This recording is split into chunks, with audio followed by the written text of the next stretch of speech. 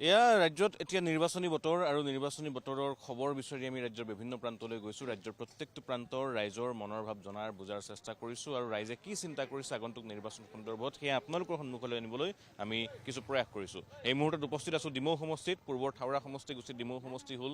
এই সমষ্টিটোৰ ৰাইজৰ মনৰ কথা জনাৰ উদ্দেশ্যে আমি আজি ইয়াৰ বজাৰত আহিছোঁ।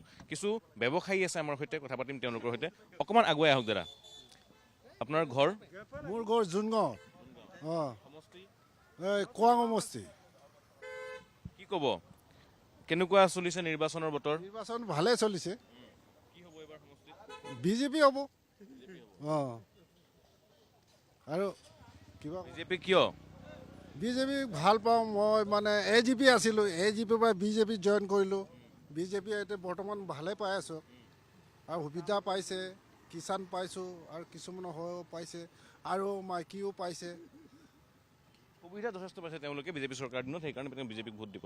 কি ক'ব, কেনেকুৱা সা সুবিধাবিলাক দিছে চৰকাৰে? দিছে যে কিছুমান 10,000ও পাইছে, আপোনাৰ 9,000ও পাইছে আৰু কিষাণো সোমাইছে। তেনেকৈ আৰু এতিয়া ভাবিম আৰু বিজেপিকে দিব লাগিব ভোটটো। আৰু এয়া তেওঁলোকৰ মনৰ ভাৱ, বিজেপিকে দিব লাগিব কাৰণ বিজেপি তেওঁলোকক সহায় কৰিছে। অকণমান আগুৱাই আহক। কি ক'ব, ইলেকশ্যন আহি আছে, নিৰ্বাচন, ভোট দিব লাগিব এবাৰ, বিধায়ক বাচিব লাগিব। আমাৰ কোৱাং সমষ্টি আপোনাৰ চক্ৰধৰ গগৈ দিব লাগিব। বৰ্তমান ভাল কাম কৰিছেও, ৰাস্তা পদূলি ভাল হৈছে। আগতে কংগ্ৰেছৰ চৰকাৰৰ দিনত আপোনাৰ ক'বলৈ হ'লে বোকা মাটি কলাপুৰলৈকে পাইছিলে। এতিয়া সেই বোকা মাটিটো ৰাস্তাটো এতিয়া আপোনাৰ বৰ্তমান পিচ ৰাস্তা হৈ গ'ল। গতিকেলৈ বহুত ভাল পাইছোঁ। আশা কৰিছে তেওঁলোকে আৰু ভাল হ'ব। তেওঁলোকে ডিমৌ সমষ্টিত এই বজাৰত উপস্থিত আছে আৰু তেওঁলোকে ভোটাধিকাৰ সাব্যস্ত কৰে খোৱাং সমষ্টিত। এগৰাকী বৰ্মা আছে, বৰ্মা অকণমান দিগদাৰ কৰিছোঁ, বজাৰ কৰিবলৈ আহিছে। নিৰ্বাচনো আহি আছে, সকলো সাজু হৈছে দলবিলাক নিজে নিজে প্ৰাৰ্থী দিবলৈ। আপোনালোক কেনেকৈ সাজু হৈছে? আমিও সাজু হৈছোঁ আৰু যিজন যোগ্য প্ৰাৰ্থী তেওঁকে ভোট দিম বুলি।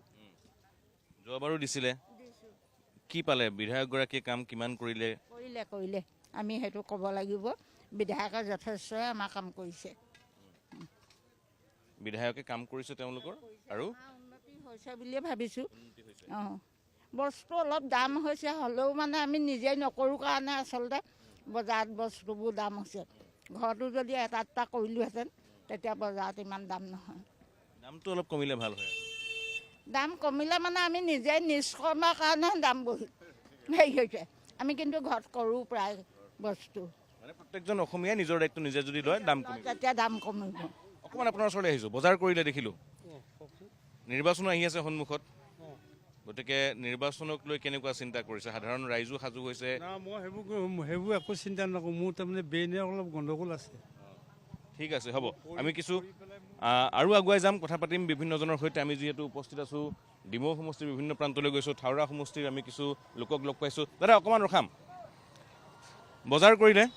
বজাৰৰ ব্যস্ততাৰ মাজতে অকণমান সময় বিচাৰিছোঁ। নিৰ্বাচন যিহেতু আহি আছে, নিৰ্বাচনক লৈ সকলো সাজু হৈছে। আপোনালোকো ভোটাৰ, নিজৰ জনপ্ৰতিনিধি বাছনি কৰিব। কেনেকুৱাকৈ সাজু হৈছে, আপোনালোক কি চিন্তা কৰিছে? চিন্তা চৰ্চাটো মানে পাৰ্টিখন চাব লাগিব। মানে যিটো কৰিম আমিতো বিবেক ভোটেই কৰিম, বিবেক ভোট কৰিম। বাকী কাম কেনেকুৱা দেখিছে বিজেপি চৰকাৰৰ দিনত? কামটো ৰাস্তা পদূলি উন্নয়ন হৈছে, নাই হ'বলৈ নকওঁ, যথেষ্টখিনি উন্নয়ন হৈছে। সমান্তৰালভাৱে শৈক্ষিক পৰিৱেশৰ পৰা আদি কৰি গোটেইখিনি বস্তু উন্নতি হোৱা দেখা নাই কিন্তু এতিয়ালৈকে। চৰকাৰীভাৱে স্কুলবোৰ বন্ধ হৈছে, কিবা হৈছে, এনেকুৱা ধৰণৰ। তেওঁলোকে উল্লেখ কৰিছে যে শিক্ষাৰ ক্ষেত্ৰত যেনেধৰণে কাম কৰিব লাগিছিল, শিক্ষাৰ ক্ষেত্ৰত যেনেধৰণে ব্যৱস্থা গ্ৰহণ কৰিব লাগিছিল, তেনে কিছু ব্যৱস্থা তেওঁলোকে গ্ৰহণ কৰা দেখা নাই। বাট পথৰ কিছু উন্নয়ন হৈছে, কিন্তু কৰিবলগীয়া কাম এতিয়াও বহু বাকী আছে। আৰু এই ধৰণে মিশ্ৰিত প্ৰতিক্ৰিয়া দেখিবলৈ পোৱা গৈছে। কোনোবাই যদি ভাৰতীয় জনতা পাৰ্টীৰ বিভিন্ন আঁচনি ইত্যাদিৰ প্ৰশংসা কৰিছে, বহুজনে শিক্ষা, স্বাস্থ্য আদি ক্ষেত্ৰত আৰু উন্নয়ন হোৱাৰ পোষকতা কৰিছে। আৰু এই ধৰণেই ৰাইজ সাজু হৈছে নিৰ্বাচনৰ কাৰণে, সাজু হৈছে জনপ্ৰতিনিধি, সাজু হৈছে বিভিন্ন দল।